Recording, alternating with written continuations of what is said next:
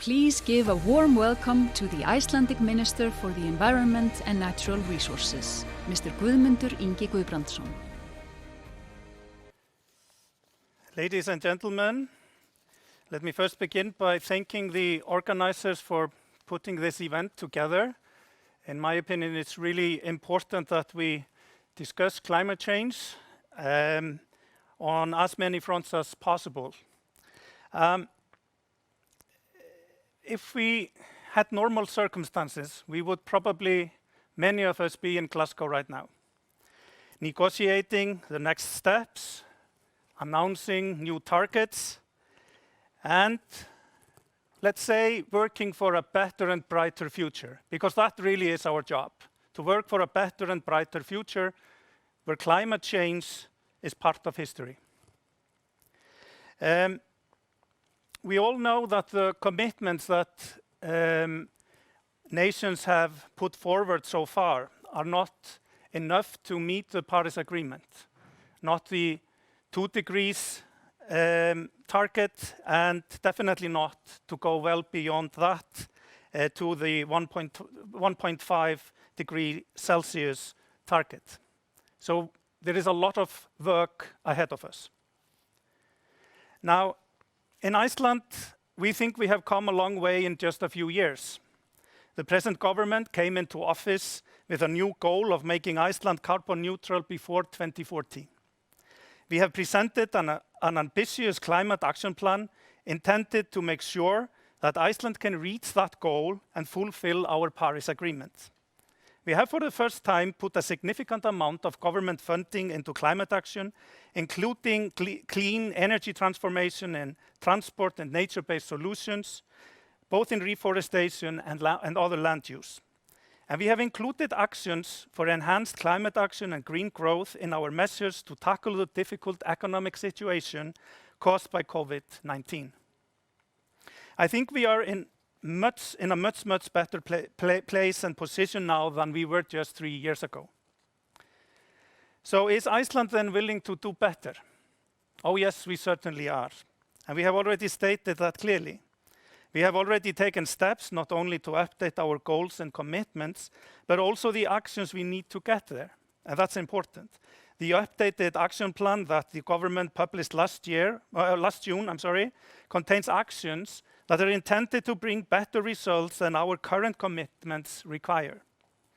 We have also set in place a more rigorous evaluation of climate actions so that we are guided not by wishful thinking, but by the analysis of our very best experts. I therefore think that Iceland is in many ways well positioned to increase our climate ambition and to chart practical ways to get us to our goals. Before I say more about our preparations for COP26 and our heightened ambitions, I think it would be helpful to go briefly over Iceland's present climate goals and commitments and what the government has done so far. The numbers and the legal arrangements regarding carbon emissions and climate goals can seem complex and even confusing, but I hope I can clarify things with the help of a few numbers and a simple illustration. Iceland participates in a common goal of the EU and Norway. Iceland emissions can be split into 3 main tracks or components, depending on how they are dealt with under our international commitments. First, emissions and carbon uptake in land use and forestry are on a separate track. Iceland has great potential in this sector, but it is a challenge to get more accurate measure of emissions and the gains of actions. Second, some 40% of Iceland's emissions, mostly in the heavy industry, are part of a Europe-wide trading system in emissions, the European trading system. There the companies get targets and must reduce emissions or buy allowances within the system, which cuts overall permitted emissions every year. And then thirdly, we have emissions which are under the direct responsibility of the government, where each country gets a minimum target for emission cuts. The system is called effort sharing. What emissions are there then? From transport, agriculture, fisheries, waste management, and small industries.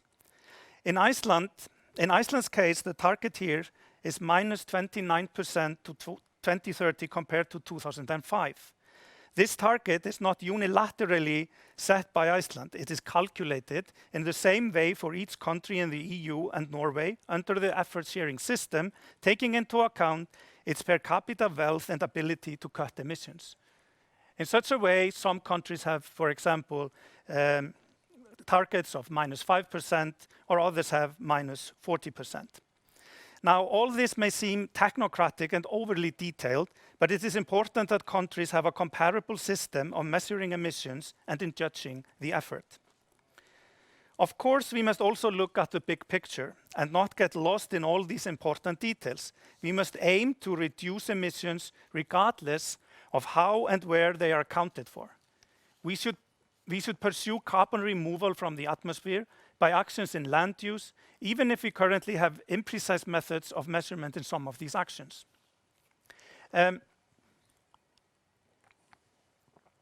Now, for the moment, I want you to focus your attention on the graph on the screen. It shows the emissions under effort sharing.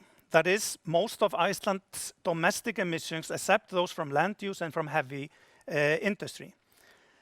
We see that these emissions peaked in 2008 and have stayed steady in the last few years. These emissions must go down by at least 29% to 2030, according to EU regulations which Iceland and Norway have taken up. Our updated climate action plan is designed to bring about higher cuts. Current actions are estimated to bring about 35% in cuts. In addition, new and developing actions are intended to get 5 to 11% higher achievements. These estimates come not from wishful thinking, but from expert analysis. We have greatly strengthened our efforts to estimate the gains we can get from individual climate measures. You can never accurately project how the future unfolds, but we are in a much better place with projections than a few years ago. Now, among actions are tax incentives to buy electric cars or other more environmentally cars, bicycles and electric bikes and scooters, funds for infrastructure build-up, a ban on registration of new diesel and gasoline cars in 2030, various actions relating to the circular economy, forestry and restoration, and so on and so on. Now, a few words about the Icelandic government's efforts for a post-COVID reconstruction. It is very clear that we will seize the opportunity for economic recovery to ensure that it will be a green recovery. We have put increased resources into reforestation, afforestation and revegetation, and into infrastructure for cleaner road transport and shipping. Also, the government is preparing for a green investment fund as part of post-COVID responses. So basically, we are speeding up things.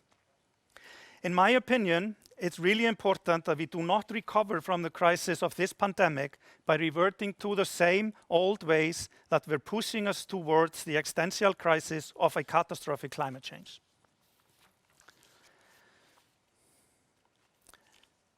So, now that you're all experts in international climate regulation and accounting after my speech, and how it applies to Iceland, let us get back to the road to Glasgow and to increase climate ambition. Is Iceland ready to enhance its ambition? To repeat what I said earlier, yes, we are. We have by now a strong and well-financed instrument, the action plan, to reach more than current international obligations, which we did not have only 3 years ago. And we will adapt this instrument to enhance the emission reduction goals. We are also working on a roadmap for carbon neutrality, looking further ahead than to 2030. In this sense, we are working with Green by Iceland, to name a few, a cooperation between government and businesses here in Iceland on how they can reach goals of carbon neutrality in 2040 or sooner for some. We plan to increase our efforts in carbon removal from the atmosphere, in addition to cutting emissions. I want to mention the CarbFix method of carbon capture and mineralization, which has been developed by Icelandic scientists and engineers and holds great promise. It captures CO2 and turns it into stone underground, not by magic as you might think, but by solid physics. The Icelandic government will support the continued development of this project, also for heavy metal industry.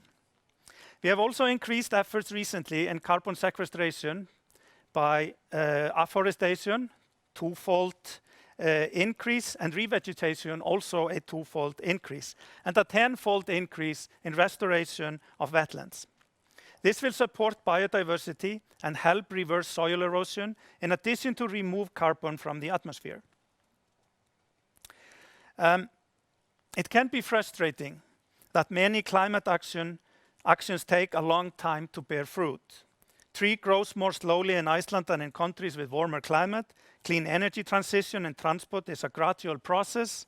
We will not replace all gas guzzlers with electric cars overnight or get everyone to commute by bike or a scooter. But it is encouraging that we are already seeing some very positive signs. Electric and low emission cars are selling like hot cakes. Only Norway seems to be beating us on this per capita basis. We never like when Norway is beating us, but perhaps we can do a little better and beat them. This is not a promise, however. I think that this is clearly due to a big extent to financial incentives for clean cars and the rapid government supported build-up of infrastructure for electric vehicles. Last January, we put tax incentives for bicycles, electric bikes, and scooters. That is, they are exempt from VAT. Their sales have been up by 25% on the first 3 quarters of this year compared to the last, and that's probably an underestimate. If you add up the numbers for electric bikes, scooters, and electronic scooters, their sales have more than 6-folded. But this is also a sign of the willingness of the Icelandic people to go along with a new clean energy revolution. We pride ourselves for being one of the few countries to enjoy almost 100% renewable energy for electricity and heating. We now have within our reach to have the 3rd clean energy transformation in road transportation. And there are more revolutions to work on, in fisheries and agriculture, in heavy vehicle transport, to name a few. We sense great support from Icelandic industry, including by the initiative Green by Iceland that I mentioned before. Many municipalities and government agencies now have a climate action plan, and a new legislation requires them to do so. Our NGOs push us to do more, and not least the young generation who demand from us that we hand over to them a livable planet with a future of hope. So yes, Iceland will go to Glasgow with a message of increased ambition and a plan to reach it. We intend to announce this shortly, as was planned before COVID-19 put a bump in our road. I thank you for your attention.